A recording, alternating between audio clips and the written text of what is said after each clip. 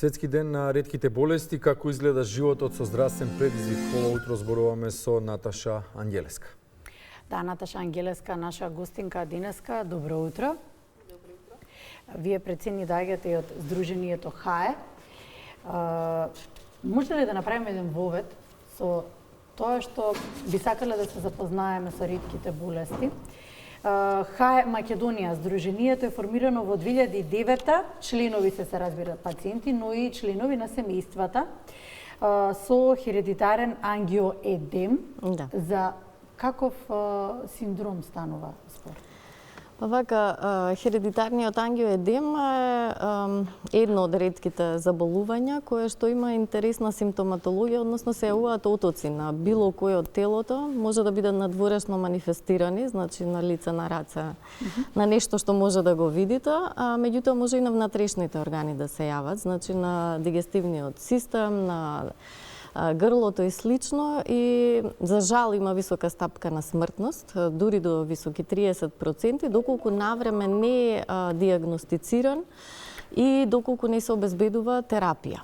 Она што нели е проблематично и заради кое што ние со години се застапуваме за да добиваме лекови кои што се и од различна природа, за да може, нели, бидејќи во некој случај еден лек делува, другиот лек не делува, зависи од индивидуата и од тоа каков е одбранбениот механизам на организмот да се справи со симптоматологијата.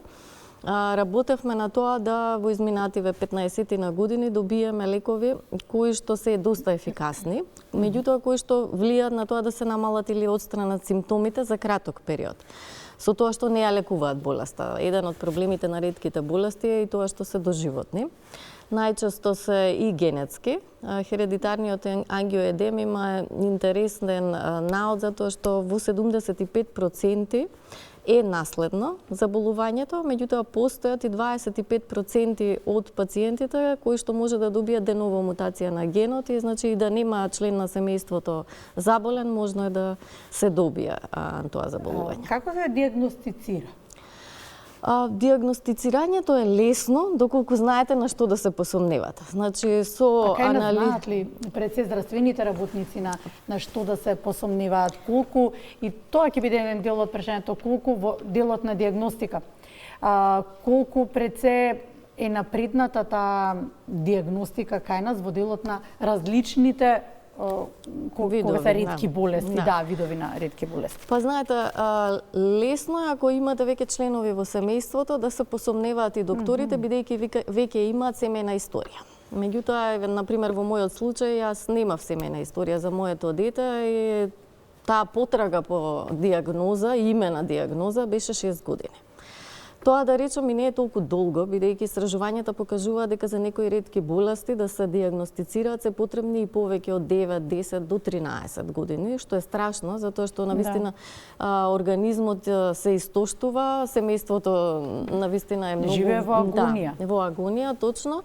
И не знаете што може да направите за да помогнете. Кога се работи за деца е тоа особено тешко, а најголем дел од ретките болести се идентификуваат на детска возраст. За жал и најголем дел од смртните случаи се на таа возраст, односно многу од лицата заболени со ретки болести не дочекуваат ни 5 години, затоа што некои од тие состојби се потрагата за диагностика веројатно. Веројатно и заради тоа, меѓутоа и заради тоа што се некои толку страшни заболувања за кои што се уште нема откриен лек. Знаете дека само за 5% од ретките заболувања на светско ниво им постојат терапии.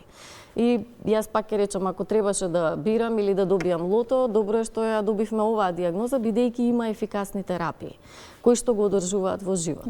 Мојот син. За жал, за многу мина тоа не е реалноста и се соочуваат, нели, со еден шок семејствата за да се прифати тоа, нели, со што треба да живеете. Го начнавте следното прашање, што значи терапијата за ваквите појави болести? Да, па терапијата значи живот. Тоа е толку едноставно, затоа што без терапија, значи е загрозен човечкиот живот или настануваат други потешкоти, односно секундарни заболувања кај пациентите, и тоа не е ретко исто така да споменам, затоа што доколку не се третира, тогаш имаме проблем и настанува дури и инвалидност. Имавме ситуации кога заради тоа што нема ефикасна терапија, односно не делува ефикасно кај одредени пациенти, добиваат и други физиолошки пореметувања во нивниот организам. Ја споменавме терапијата, колку е достапна, колку е присутна, колку... Па вака ќе ви кажам, значи од 2009 кога е основано здруженијето, кое што морам да ги споменам, значи основано од две сестри близначки кои што имаат во семејството многу членови кои што се заболени од болеста, самите боледуваат од болеста и ја иницирала затоа што ја сватила потребата колку е важен да се слушне пациентскиот глас, бидејќи сами дома никој нема да дојде и да ве праша да не ви треба нешто. Тоа е за жал реалноста. Јас подоцна се вклучив во здруженијето кога веќе ја добив диагнозата на мојот син, тоа беше баш тие години 2009-10 година, и заедно успеавме со преговори со надлежните власти дури во 2015 да добиеме пристап до терапија. Значи, тоа е еден долг период. Како се снаоѓавте до 2015? Јас имав и донациски програми и кампањи, да речам, се собираа средства, меѓутоа тоа не е решение, затоа што, например, го продадов и станот, немав кај да живеам, ми помогнаа пријатели, меѓутоа тоа е за цел живот. Вие не можете да обезбедите толку финансиски средства колку што чини лекувањето на еден пациент. Меѓутоа тоа не треба да е пречка за државата, бидејќи државата е таа што е одговорна и што треба да ни пружи здравствена заштита. Заради тоа, мислам дека со нашите напори, не само на Здруженијето ХАЕ Македонија, туку и во 2014 година се здруживме повеќе здруженија во Национална алијанса за ретки болести и некако го појачавме гласот, значи станавме погласни и тогаш испреговаравме програмата за ретки болести преку која што се обезбедуваат терапиите од само 2 пациенти кои што тогаш беа ставени на листата да ја зголемиме значително. И во овие изминати години, еве во овој 10-годишен период од 2014-2011 година, значи има многу напредок. За тие пациенти кои што се дел од регистарот, кои што ги застапуваме, Министерството за здравство секоја година го зголемува буџетот и се вклучуваат и нови лекови, и нови терапии, и нови пациенти.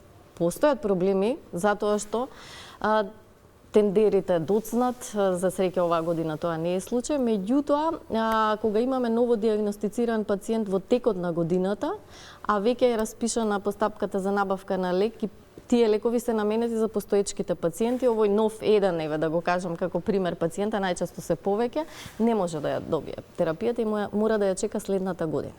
И тоа се тие, знаете како, прекршувања и наши барања постојано и досадување до ресорното министерство, меѓутоа мора да го обезбедиме. Кога здравјето во прашање не треба да биде перцепцијата дека досадувате некому. Да, ќе ја продолжиме темата.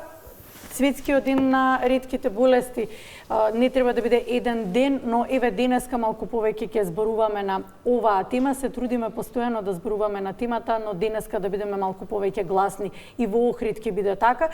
Колешката Сонја Рилковска во продолжение за тоа како ќе биде одбележан денот во Охрид. Сонја, повели.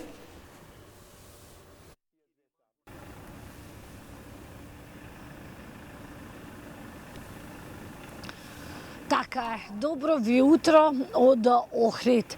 И во Охрид ќе се одбележи денот, светскиот ден посветен на ретките болести. Денес точно на Пладне на градскиот плоштад ќе се организира акцијата Се гушкаме за ретките. Учество ќе земат младинските организации од средните училишта во градот. Инаку од 1 февруари, односно февруари секако се смета за месец на ретките болести, започна во градот Охрид 7-та поред кампања ги запознаваме ретките болести во организација на Сдруженијето Ретко е да си редок. Илјадници обоени дланки за поддршка се споделуваат на социјалните мрежи, но и десетици осветлени објекти и културно-историски споменици дадоа поддршка на лицата со ретки болести.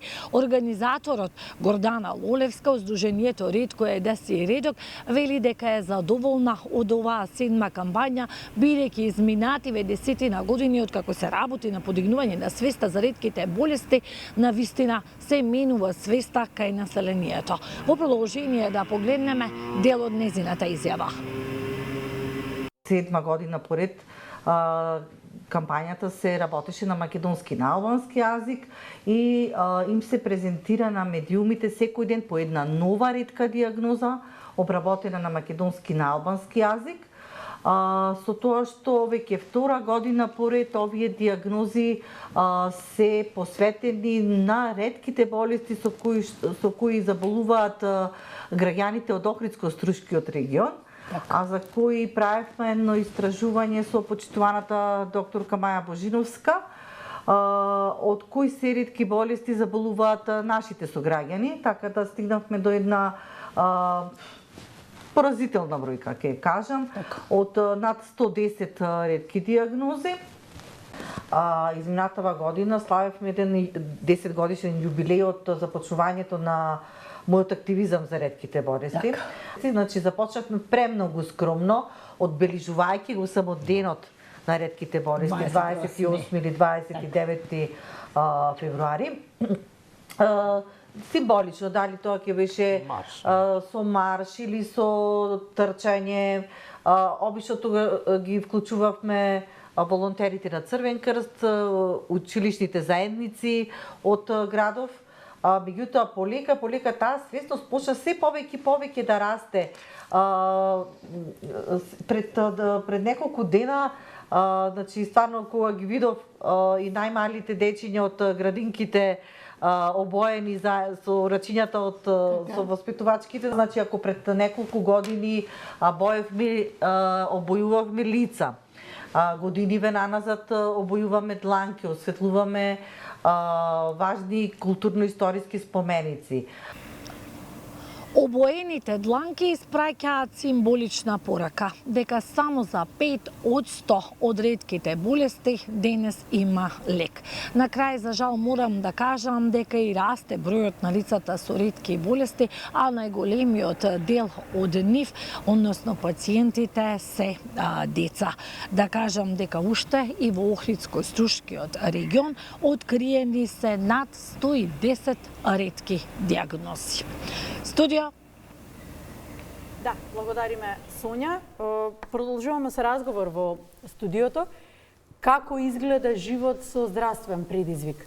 Наташа, сакате прво да се надоврзате за тоа како денеска ќе биде одбележан денот, па би сакала да слушнеме како изгледа вашето и секојдневието на вашиот син. Па да, јас само прво да се надоврзам на она што го слушнавме од Охрид.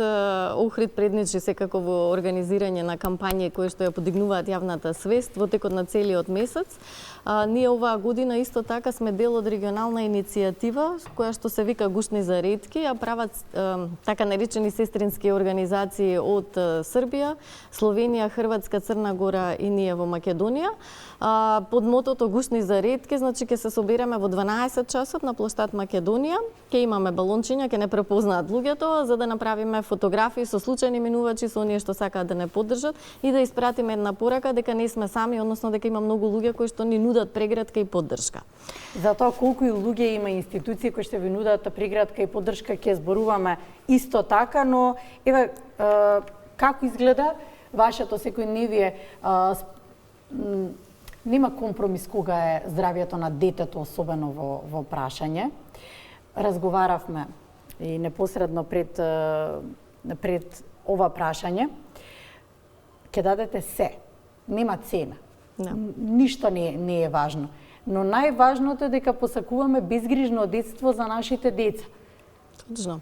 Значи, утрото кога можам да видам насмевка на лицето на моето дете е тоа што ми го прави денот сончев, иако надвор може би врне. Или Така е е. тмурно. Меѓутоа, за жал, ние, еве јас ќе почнам од мојот конкретен случај. Многу непроспиени ноќи имаме. Зошто? Затоа што мора да внимавате на секоја промена, еве ќе речам физичка манифестација заради заболувањето, да не случајно нешто се случи во текот на ноќта. Имаме ситуации каде што деца најчесто умираат и во сон од ова заболување. И може да предпоставите како можам јас мирно да спијам, доколку го имам тоа сознание. Најтешко беше кога моето дете почна да чита и да добива информации. Јас не сакав да кријам ништо од него, бидејќи е подобро да биде информиран, за да знае нели самиот да се чува и да самиот изгради за себе една слика дека да, тој има ретка болест, тоа нема да го дефинира и има луѓе што ќе направат се за да му помогнат полесно да ја надмине таа ситуација и секојдневие да му стане полесно. Меѓутоа беше тешко типот на прашањата, ако е генетско заболување, дали моите деца ќе имаат такво заболување. Значи, дали јас да формирам семејство? Тоа се тешки прашања. На тие прашања не секој родител е спремен веднаш да го даде одговорот и тоа секојдневие е мачно, затоа што ви прави притисок, ви прави стрес, а вие мора да бидете насмеан. Значи, кога одите на болница и кога знаете дека треба да примите терапија со боцкање, вие мора да се насмевнете и да кажете, ама не е ништо тоа, нели, не боли ништо. Тоа не е лесно, меѓутоа некако добивате сила, особено кога сваќате дека има околу вас луѓе, пред се тоа е најблиското семејство, меѓутоа и ние пациентите се здружуваме и заради истата мака, нели, стануваме дел од едно пошироко семејство. Јас секогаш викам имам биолошко семејство по крвна страна, не, меѓутоа ова другово ми е некако и многу поважно, затоа што ве разбираат зашто зборувате. Имаше еден камп за дечиња со ова заболување на кое што јас го однесов мојот син пред 7-8 години, тогаш имаше 15 години и тогаш се сретна со деца на негова возраст кои што ги имаат истите симптоми, истите прашања од цел свет. И тоа соочување беше шок, меѓутоа беше и олеснување дека не е сам. И тоа е главната порака што сакам да испратам, дека никој што има ретко заболување не мора да биде сам изолиран и затворен дома. Тоа е нашата порака како здружение, секогаш што ја опатуваме преку вас медиумите, бидејќи не сакаме никој да биде дома да се чувствува стигматизиран, да се чувствува дискриминиран. Имаме проблеми, кој треба најмногу да ви помогне во тоа? Ние? Од другата страна. Да. Значи разбирањето, овие активности за јавна свест помага да вие видите дека ние не сме некое чудо што нели треба да биде забрането да се гледа или да се зборува за тие проблеми. Колку се променија работите на таа стигматизација? Колку се рушат стереотипите, особено кај помладите генерации? Чинам дека сега наназад, периодот не многу далеку, туку поблиску, многу погласно се зборува за различностите, што е добро. Да. Значи тоа е причината зашто ние прифаќаме вака нели да говориме и преку медиумите за да допреме во сечи дом. Затоа што е важно да се говори, ако не се говори, никој нема да дојде да ве праша дома или да открие дека вие со нешто се соочувате. А ние ја нудиме нашата поддршка и во преговорите со ресорните министерства, во единствено некогаш и доволно е нели да упатите зборна поддршка со која што ќе искажете дека тоа семејство или тоа дете или тој пациент може да добие некакви упатства како да си го реши проблемот, односно како да дојде до терапија ако постои, ако нема терапија, што се чекорите кои што може на државно ниво да се обезбедат за да добијат поддршка. Следниот материјал доаѓа од Велес. Колегата Петар Печков е на линк. Конференција за правата на лицата со попречености. Тој е заедно со Далиборка Златева, председателка на Сдруженијето на лицата со церебрална парализа. Добро утро, Печков. Добро утро, утрински поздрав од Велес. За некој ден во Велес ќе се одржи национална конференција за правата или за квалитетот на животот на жените со попреченост, но и жените од руралните средини. За ова разговарам со Далиборка Златева од Сдруженијето на лица со церебрална парализа, организатор настанот. Што ќе се случува овој понеделник? Тоест тој понеделник.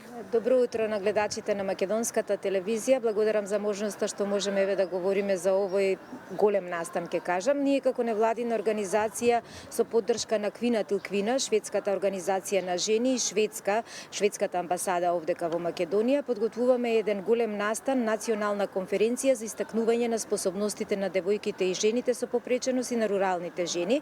Оваа национална конференција насловена е како заедно сме посилни. Мотото на конференцијата и воопшто на она што ние го работиме како невладина организација е токму тоа да потенцираме кои се можностите на жените со попреченост во Македонија и какви услови треба да создаваме за тие да можат понатаму, значи повеќе да се развиваат, да бидат вклучени, да бидат интегрирани во општеството. Самата конференција ќе се случи на 3 март со почеток од 12 часот во хотел Глориус на езерото Младост, каде што свое учество на панел дискусиите ќе земат наши познати жени и девојки со попреченост кои што постигнале одредени достигнувања овдека во Македонија. Дел од нив се уметници, дел се жени кои што творат, пишуваат литературни творби, изработуваат рачни ракотворби, а исто така на втората панел дискусија каде што ќе ги истакнеме способностите на руралните жени и како тие во општините кои што се од Вардарскиот плански регион се одважија и почнаа да бидат преку некои мерки кои што ги воведуваше владата и преку оперативниот план и со поддршка на Министерството за социјална политика, демографија и млади, успеавме да направиме едно 40 на жени преку нашата организација да бидат вработени во социјални услуги, тие да бидат негувателки на стари лица и на лица со попреченост и на тој начин да бидат конкурентни на пазарот на трудот и економски да се зајакнат. На самата национална конференција поддршка и при отварањето на самата конференција очекуваме да се појави нашата ценета председателка Гордана Силјановска-Давкова. Исто така ќе биде присутен и евроамбасадорот Рокас и шведската амбасадорка која што ќе даде значителна поддршка на овој настан. Очекуваме присутност на некаде 100 луѓе кои што ќе бидат дел од оваа национална конференција, а ја правиме се со цел за да ја подигнеме уште еднаш свеста за постоењето на жените и девојките со попреченост и на руралните жени наспроти денот 8 март, каде што треба навистина на овој начин да го одбележуваме и да правиме активности со што ќе го подобриме животот на жената во Македонија. Далиборка, јас се благодарам што бевте гостинка. Се гледаме понеделник на 3 од настанот со дневните содржини од оваа годишна конференција. Јас благодарам значи на вашата поддршка. Се надевам дека ќе ни бидете драги гости, ќе го забележите она што ќе се случува таму и секако ќе поттикнеме навистина можеби уште некоја активност во текот на оваа 25-та година со што ќе можеме да направиме жените, девојките со попреченост, руралните жени да се почувствуваат важни, битни, бидејќи се важни, се битни за нашето општество и треба да им ја дадеме целосната поддршка. Благодарам Далиборка, тоа беше Далиборка Златева од Сдруженијето на лица со церебрална парализа, најава на националната конференција за квалитетот на живењето на жените со попречености и жените од руралните средини. Студио. Благодариме, тоа беше колегата Петар Печков од Велес. Ние се враќаме во студиото со разговорот по повод Светскиот ден на ретките болести. Како изгледа животот со здравствени предизвици? Да, зборувавме за околината, ќе зборуваме подоцна и во анкетата што ја подготвивме, но каква е поддршката од институциите и колку институциите одговараат на вашиот секојдневен предизвик кој што го живеете? Па видите, и нашиот фокус беше во изминативе години најмногу кон Министерството за здравство за обезбедување на времена диагностика и пристап до терапии. Меѓутоа има доста прашања од социјалната сфера кои што не се покриени затоа што ние не сме законски регулирани и не може да се препознаат нашите пациенти, односно лицата со ретко заболување и да се изедначат со лицата со попреченост, бидејќи се различни категории на граѓани, иако некои од нашите пациенти имаат и попречености. Понатака во образованието се соочуваме исто така со проблеми заради честите отсуства на нашите деца, кога мора да присуствуваат редовно на часови, а заради заболувањето најчесто се и во болничките ходници, а таму немаме обезбедено образование. А што се работните места? Вработувањето е посебна тема и таму всушност најмногу стигма има од страна на пациентите кои што не сакаат да се дефинираат себе си пред работодавачите како лица со ретка болест, затоа што најчесто и се одбиени на таа основа.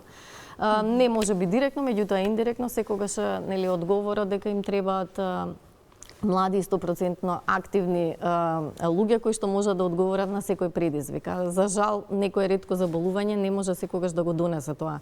Да речам нормално секојдневие или нормални работни обврски кои што се очекуваат од лицата што се вработуваат, а кога станува збор за лица со ретка болест, има предизвици заради отсуството од работа, терапијата ја подигнуваме од клиника, на секој 2 месеци вие мора да земете слободен ден.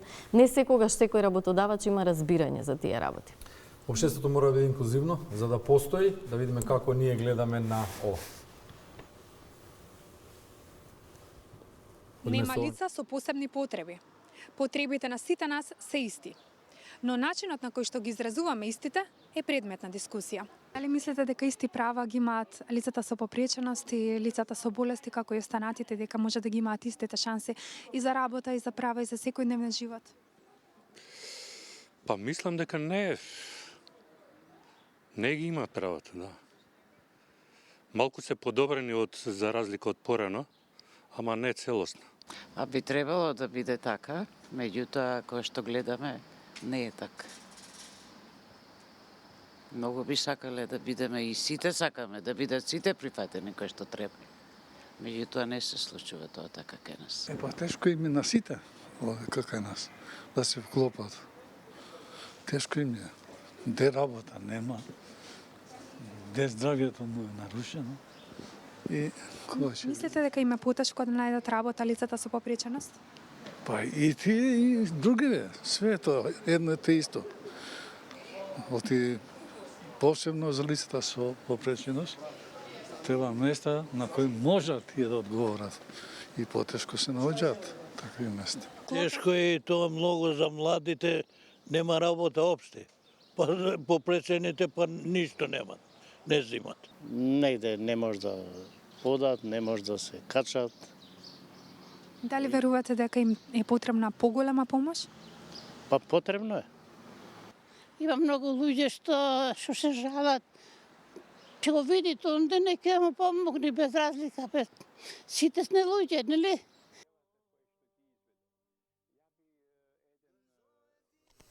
Да. Веројатно и на речиси крајот на разговорот ќе се очекува од вас да слушнеме некоја порака, некој апел. Па вака, јас прво би апелирала до надлежните институции да се усвои национална стратегија за ретки болести, која што ние заедно со представници од министерството, од релевантни институции работевме веќе 5 години. Значи текстот е готов. Потребни се некои административни работи да се ги завршат институциите за да може да биде доставена до влада на усвојување. Зошто е ова важно? Затоа што нас ќе ни овозможи еден стратешки документ кој што дава насоки за надлежностите и одговорностите на институциите. Бидејќи вака ние поединечно преговараме со различни министерства и различни институции, а во таа стратегија точно ќе бидат дефинирани одговорностите и надлежностите каде еден пациент со ретка болест ќе добие каква услуга, односно кои права може да ги задоволи преку системот кој што постои во државата. И тоа не е нешто ново, постои насекаде во Европа, значи европските држави одамна имаат национални стратегии, значи во нивните држави, меѓутоа и на европско ниво постојат организации кои што со Европскиот парламент преговараат за да се овозможи секоја држава да си го прилагоди законодавството и да ги прилагоди условите за да им излезе во пресред на барањата и очекувањата на лицата со ретки болести. Останува само да ви посакаме со лесно во процесот во работата. Се чини дека без разлика за што и да се работи кај нас во државата, секогаш техничкиот дел на документација го има приматот како проблем, како пречка, а се занемаруваат други некои пропратни елементи, кои што можеби ќе го подолеснат начинот на живот. Да, знаете што, ние потпишавме меморандум со Комисијата за заштита од дискриминација и таму секогаш се утврдува дискриминација врз основа на тоа кој закон е прекршен или кое право ви е прекршено, а за жал ние немаме законска регулатива и затоа бараме значи ова подитно да се реши, затоа што доволно години бевме трпеливи нели по тоа прашање, меѓутоа веќе станува акутна ситуацијата, имаме голем број на пациенти и не сакаме нели никој да биде изоставен од тоа што му следува како право. И врската на државата да се грижи за сите нас. А од друга страна, сакам да ги повикам сите наши пријатели или познаници или лица кои што ја следат емисијава да ни се приклучат на площад во 12 часот. Дојдете да се фотографираме, да се прегрнеме и да ни покажете дека не сме сами. Не сте сами сигурно. Да, тоа сакам да кажам, не сте сами. Не сте никој сами. Ви благодарам пред се што одвоивте време. Денеска, знам дека ви е малку денот повеќе со обврски. Да, дојдете и да бидете наши гости денеска. Се разбира, секогаш сте добродојдени.